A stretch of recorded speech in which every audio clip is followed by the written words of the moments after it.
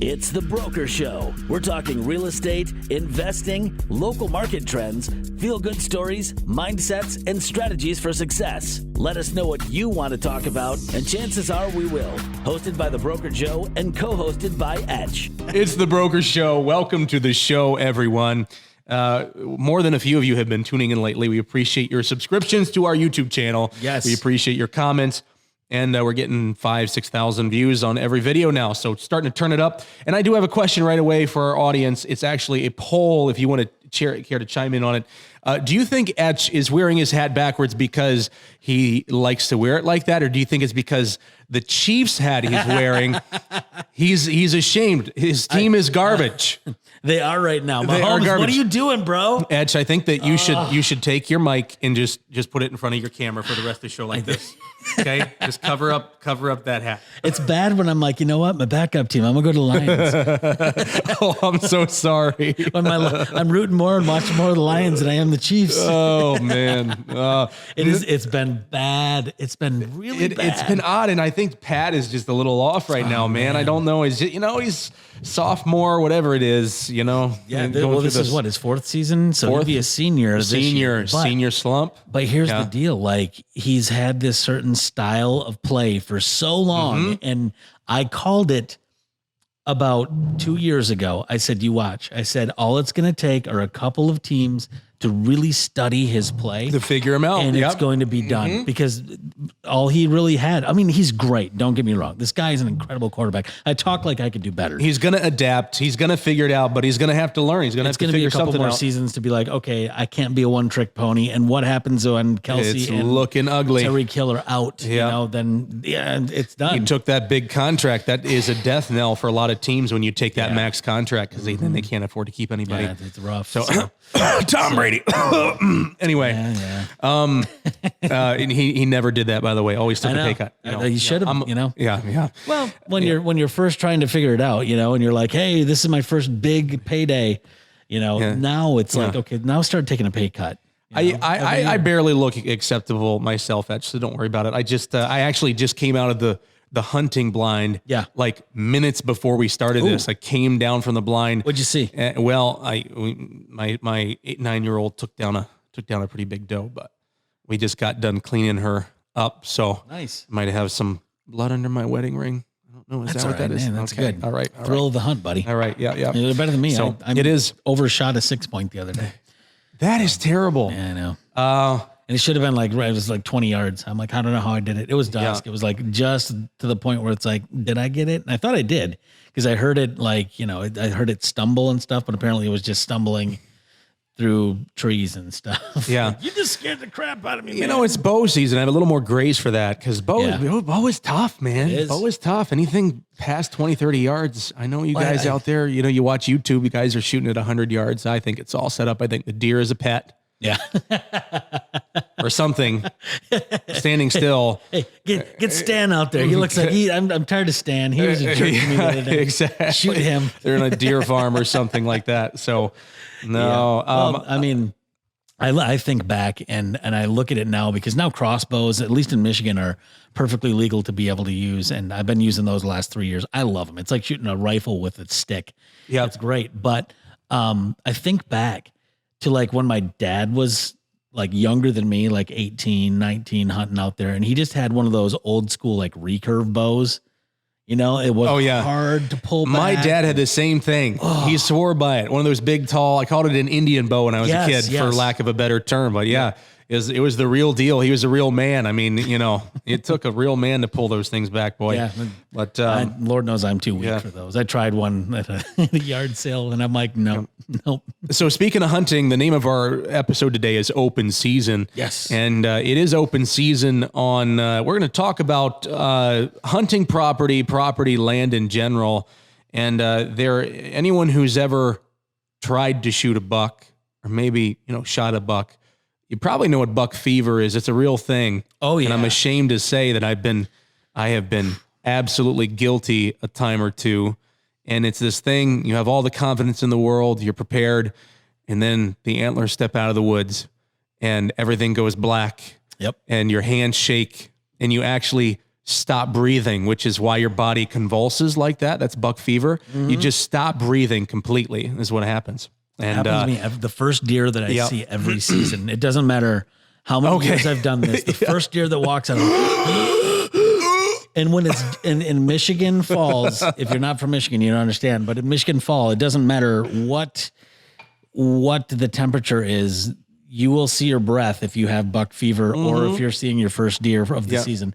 Every time I can see my breath, and I'm like, they can see it, and they do. Every time they're like, oh yeah, there it is. There is someone breathing right there. Hi, guy. I see your bow. Like, get out of here with that. I've tried everything, dude. I bathed in apple, like snow. Really? I don't think anything works. I put it over my ear. I don't think anything works. Scent, and I'm sprinkling it all over. I bought those little felt things you can stick in because they were scenting me like left and right. I'm like, what is going on? I've got a friend of a friend that is this one of the scent lock airs, right? And they do all the scent lock. I don't believe it. I don't know. I think it's all garbage. But anyway, so let me show you. We're going to throw a video up here of what I was up to just this morning. Check it out. Yes. Okay. Here we go. Yep. So we're out. That's me. I'm tearing it up. Oh, flip the camera around. Telling you know what I'm doing. Yeah, I was out driving 160 acres. This is a big 160 acre. These two guys have owned it for over 40 years together, and they have spent 40 years. You walk in, it's the coziest hunting shanty. This 2-bed, 1-bath hunting shanty. They got this big pole barn. They've got a big tractor with all the attachments, all these food plots and all these blinds and hunting trails. And it's just a gorgeous property and just incredible. And they're picking the right time for sure. Not only has land been hot this year, but right around November, buck fever sets in. And it is land fever right now. And not just here in Michigan, but all over the country, land fever, big tracts of land. And what's happening is two things are happening. So everyone wants more land right now. I say everyone, not literally everyone, but it feels like everyone sometimes. So everyone wants more land. Right. And so, but for some people, that means I want 5 acres. I would give anything in the world to have 5 acres to run a quad on, to shoot a bow on. For other people, that means 20 acres or 10 acres. I would love to upgrade to 10 acres or 20 acres. I'd love to be able to shoot and be able to do, not all about hunting, but land, space and privacy and security, all those things. And then to some people, it's, I want 100 acres. I want 200 acres. I want more. So what happens is, when I'm talking to a seller, right, and this seller actually for the 160, believe it or not, one of the strategies I'm going to be emailing them tomorrow and breaking down is their leverage, breaking the property down. So if they sold just the house with 10 or just the house in 20, and then laid out the rest of the property in such a way to sell it off in 10s or 20s or 40. See, that's what we're looking for. Yep. And so breaking it down is going to put more money in their pocket, but there's another 160 acres that will never be whole again. See what I mean? Yep. It's going to be split up. It's all breaking down everything. And again, you look at Western Michigan and you think, man, there's so many big tracts. I tell you what, you get 100, 200 buyers that come into Western Michigan and want to buy up 100, 200, 300, 400, 500 acre parcels. It will eat it up very quickly. That's what's happening. And it creates this fever pitch, this land fever pitch. So you have people breaking down their parcels into 10s and 20s to maximize their return. Right. And then you have people, now it creates an even higher pinch on the bigger parcels because people they want to make the most money. So a lot of people are breaking them up. They're not selling them as a whole. Right. And so it is frustrating. As we talked about before, though, we've talked that there's not enough houses for the demand and it's only going to keep on getting greater. Yep. So isn't that something that you would want so that the need isn't driving prices so sky high that people can afford it? I mean, realistically, what are you seriously going to do with 160 acres? Like, what are you going to do with all that? So that's a great question. And the first 40 acres that I bought, I'll never forget it. I felt like I was king. I had 40 acres, something about 40 acres, that nice round. And in Michigan, a lot of them break down right into that section, 40 acres. We hear the back 40. Sure. Back 40. And I just felt like I was king. I mean, there's a lot of great people that I've sold their houses. I've been all over their property and they have every inch of that property has trails and the trees have been trimmed and everything's taken care of. It's a full-time freaking job. Oh, I bet. Okay, it's a full-time job. I walk back, pick some mushrooms. I walk back, maybe shoot at a deer. I walk back and go, yep, my land's still there. And that was about it. So the 40 acres for me was more, hey, I got the space to run and roam. I can drive my four-wheeler back there with my kids. It's great to have the space, and especially when you have children or people that will enjoy the outdoors with you. It's a real benefit. But yeah, there are a lot of people, they buy this big piece of land and it sits there and they go, man, why do I have all this space? Right. And what I say to a lot of people is, people say, well, I want seclusion, I want privacy. I say, well, hey, save yourself the taxes, save yourself the bottom line. If that's all you're looking for, buy the 10 acres next to the 100. Yeah, right. Right? Buy the 10 acres next to 100 acres of vacant land, right? And lure all those deer over there, over in your tent. But yeah, there's a lot of angles and strategies here. But yeah, breaking down the parcels, creating more 5s and 10s and 20s is beneficial. A lot of people building on those 5s, 10s, and 20s right now, building new homes. Not a lot of new building going on in town. Actually, our city, the city I live in, Big Rapids, we lost 3,000 people in the last 10 years. In the census, 3,000 people, which a city of 10,000 to start with, down to just over 7. Incredible. But those people, some of them are leaving town, right? But a lot of them are moving out into the suburbs, into the township, into the country. They're buying parcels, they're breaking them down, and they're building houses. So anyway, see that dynamic happening everywhere. Would love to, I not as in tune with what's happening elsewhere across the country. I know that, I have a good friend in Phoenix, Arizona, and we talk about the Phoenix, Arizona market all the time. One of the largest suburban areas in the country and one of the fastest growing. And just 10 years ago, areas that were fields where you could see, as far as the eye could see, just open, barren wasteland, desert, Phoenix, Arizona. It's all houses now, just houses and houses and houses and houses. And so you see land just being gobbled up. It depends on where it is, right?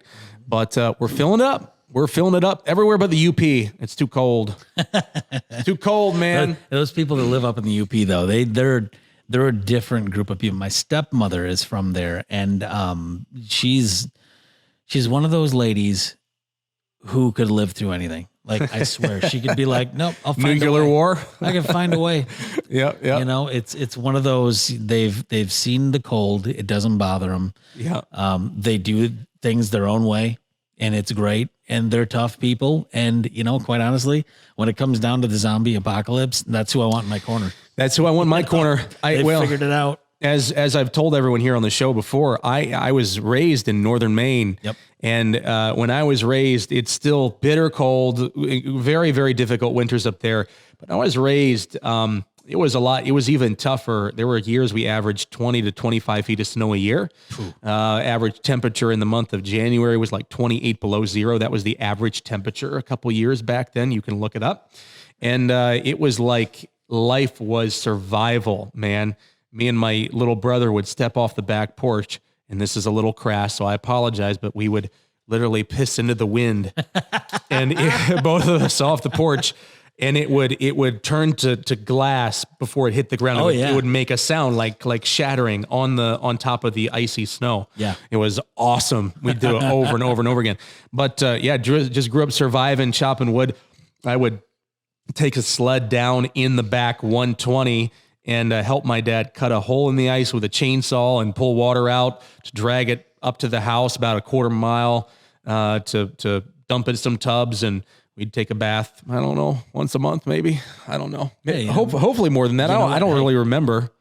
But you're saying that right now, and Ashton Kutcher and Mila Kunis, they're sitting there going, "Well, hey, we don't bathe. Get on this guy's back, not mine." Okay, he said a month. We said like 3 days, and we're getting like skewered to being like, "Ew, you're gross." Yep. No, you got to survive. You got to survive.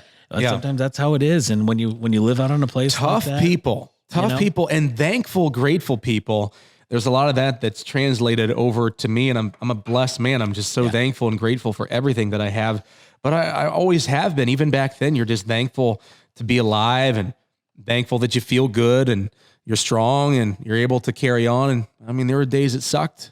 was plowing the driveway by myself when I was 10 years old, you know, with a sand shovel. Yeah. Oh, it was bad. It was bad. We were broken shovels, duct taping them together, wiring them together. Anyway, this is my life now. I don't know what you're talking about. now, you know what I did this weekend? Now I took my daughter for her 14th birthday. I took her out to Grand Rapids. We went out on the town and we did a bunch of fun stuff. I actually got a video here. Let's cue the video. Okay. I'm going to show you what, this is actually a video of my son, Zachary, who went along with. Yeah. And this is axe throwing. All right. Let's see if we can get it going. Here we go. Oh, that's a different looking axe. Look at this. Look, he's tomahawking. Boom. What? Are you serious? Middle of the target. Dude, he called it too. Get this kid in the Olympics. I know. I couldn't believe it. What is happening? I mean, I just popped the video up and I was like, wow, okay. Call him dude perfect. He needs to be on that. You need to send that video into them. They'd probably play it. So now, you know, my kids, I'm taking them out. They're throwing axes. We're at the art museum. We're at Wolfgang Puck eating breakfast with all of our friends and went to an escape room, doing all this stuff that I'm like a kid. I feel like a kid. I'm just experiencing a lot of this stuff, right? Yeah, for the first time. Yeah. And with my children, I love enjoying it with them.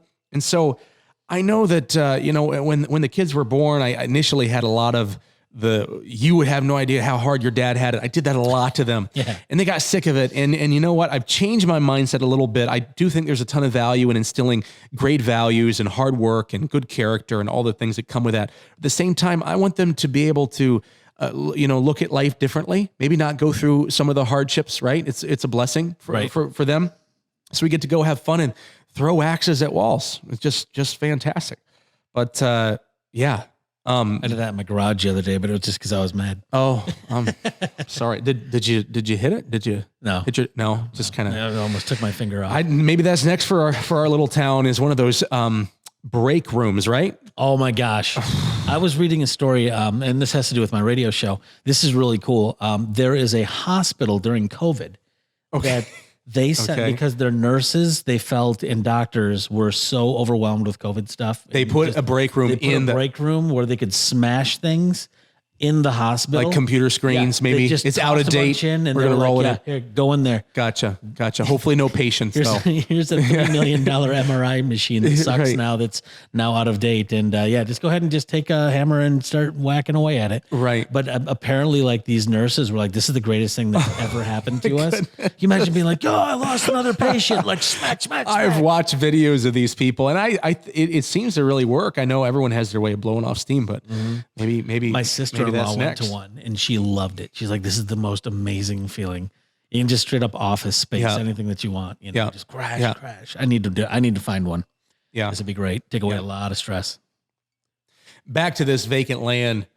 So driving the four-wheeler, that's kind of part of the territory when you're an agent or a real estate agent or broker up in Michigan, doing, you know, kind of getting out of the box. I was in the river the other day with waders, shooting a video, fishing.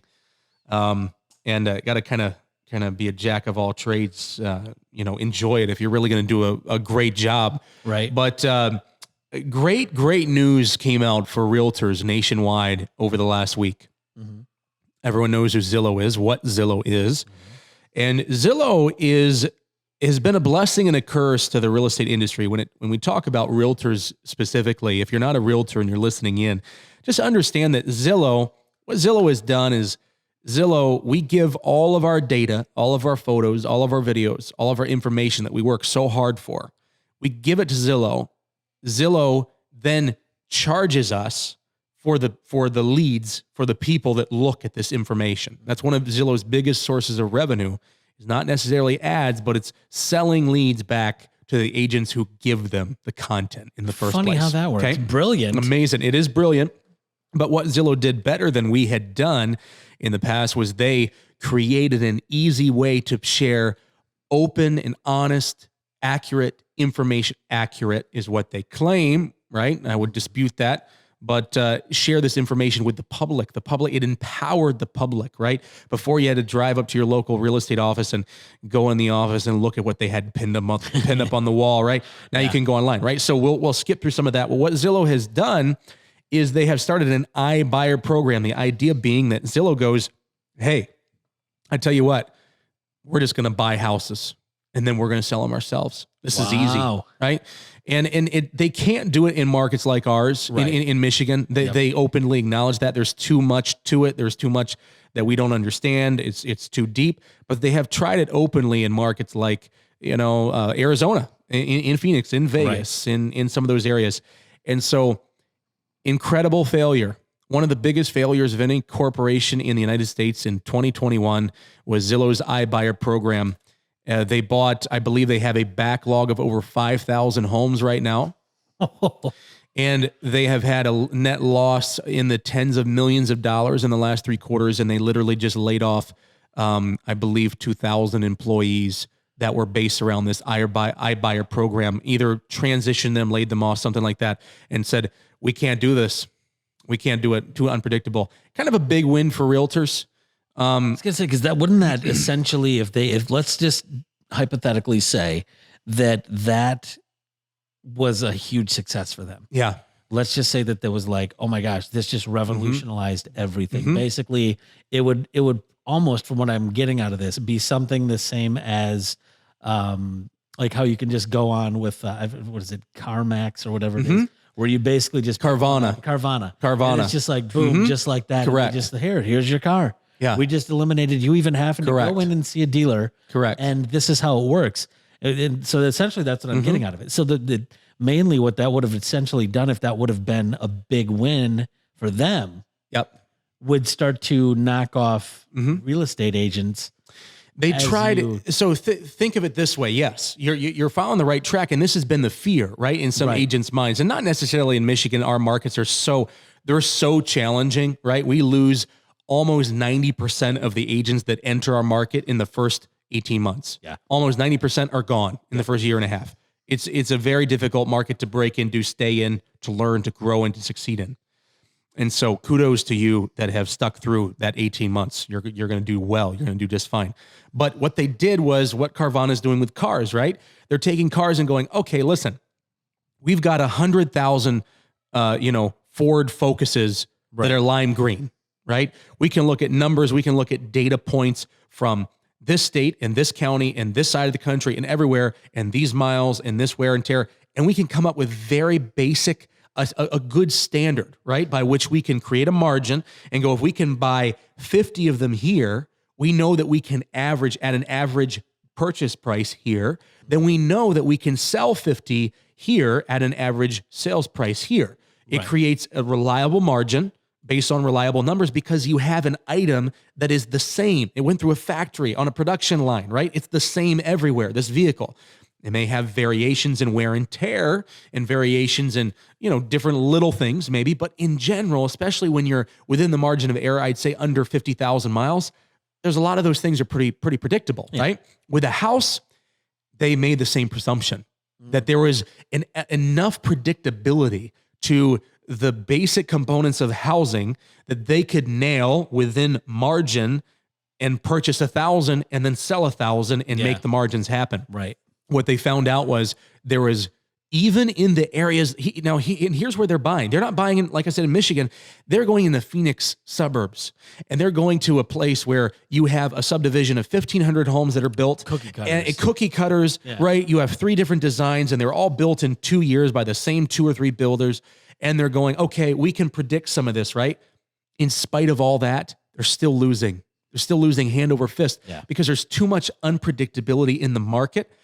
And then all the individual little pieces that make everyone love this layout, this finish, this color, this countertop, this amount of wear and tear, this street end, this, and not just that, but the ebbs and flows in the market can change so dynamically. So big win for realtors, I'd say nationwide. And there are a couple other iBuyer programs out there that are very sluggish and very probably little known, I would say, especially in our markets. But I know that agents in some of the bigger markets down south, especially where you have robust action year round, these programs don't work at all in winter states. Yeah. Oh no. Right. It doesn't work at all because of the dramatic ebbs and flows, dramatic seasons. Right. And so, but big win overall. Kind of a sigh of relief I'm hearing from a lot of the industry experts right now. Good. So that's great to hear. But that's all I got for today, Etch. I think we're gonna move on and Too dark now to go get back in the stand, but already thinking about tomorrow morning. Yeah. Going back out. Should I confess before we get off about my miss? Yes. Make me feel a little bit better about my own. Okay.